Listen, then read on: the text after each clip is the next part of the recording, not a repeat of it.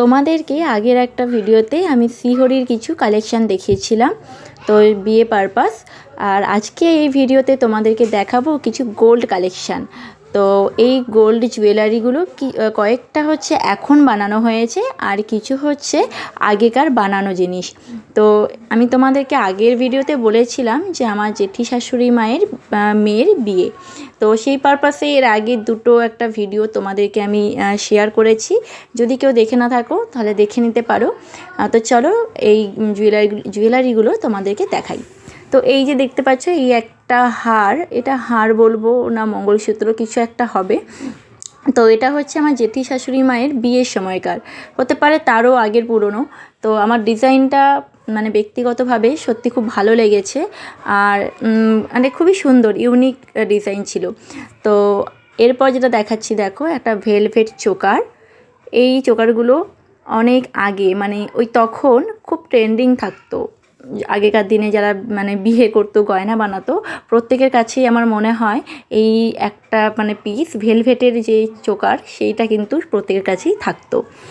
তো তারপর দেখো এখানে আছে একটা বালা, এটাকে কী বালা বলে, রুলি বালা, কিন্তু সারদা প্যাচের মতোই রয়েছে। তবে এখন তো দেখি সারদা প্যাচের অনেক ধরনেরই মানে প্যাচ দেওয়া থাকে, বিভিন্ন প্রায় অনেকগুলো বালাকেই দেখে মনে হয় সারদা বালা।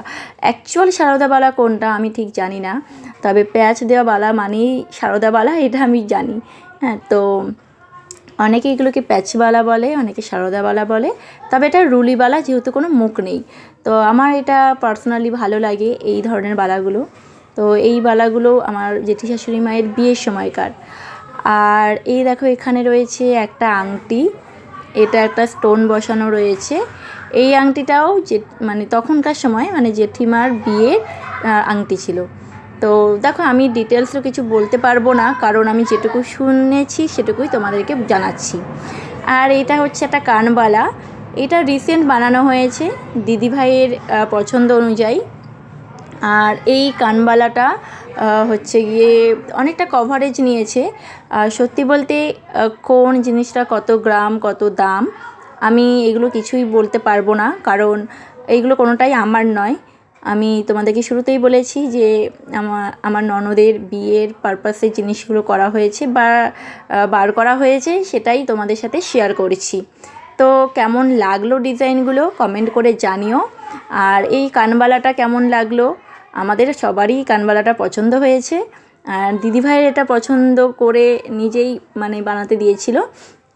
তো কেমন লাগলো সব কালেকশানগুলো কমেন্ট করে জানিও।